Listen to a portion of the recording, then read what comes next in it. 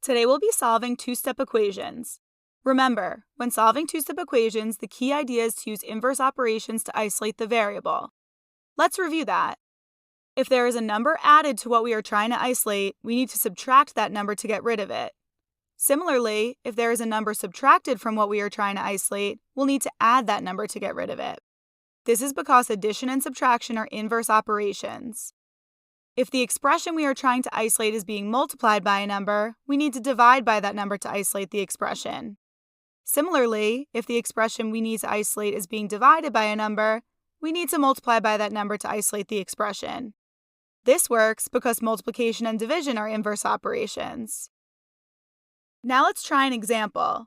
Here we have 2b minus 3 equals 7. We're trying to isolate the variable b. So b is being multiplied by 2, then 3 is being subtracted from that.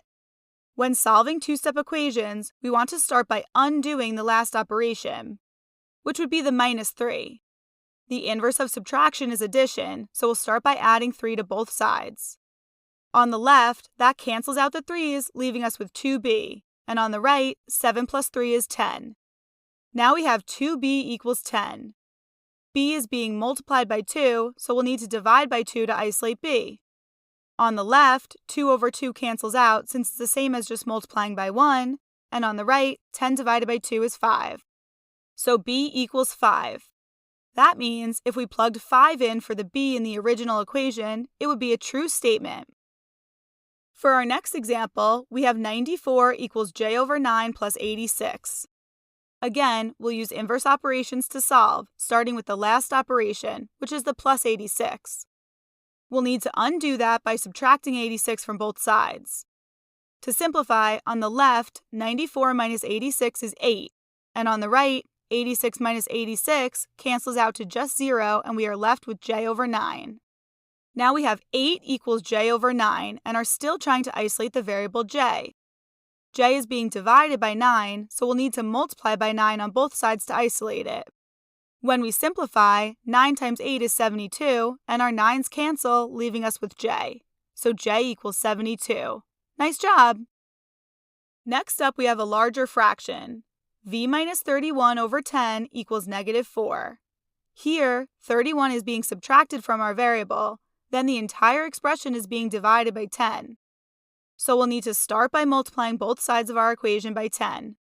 Doing that isolates the expression v minus 31, and negative 4 times 10 is negative 40. Now we have v minus 31 equals negative 40. The inverse of subtraction is addition, so let's add 31 to both sides. On the left, negative 31 plus 31 is 0, so we're left with just v, and on the right, negative 40 plus 31 is negative 9, so v equals negative 9. Our last example looks a little different as well. We are trying to isolate the variable y. It looks like 90 is being subtracted from y, then that expression is being multiplied by negative 8. Since multiplying by negative 8 is the last operation shown, we'll need to start by dividing by negative 8 on both sides first. On the left, 16 divided by negative 8 is negative 2, and on the right, negative 8 divided by negative 8 cancels to 1, leaving us with just the expression inside parentheses, y minus 90. Lastly, since 90 is being subtracted from y, we'll need to add 90 to both sides. Negative 2 plus 90 is 88, and on the right, our 90's cancel out, leaving us with just y, so y equals 88.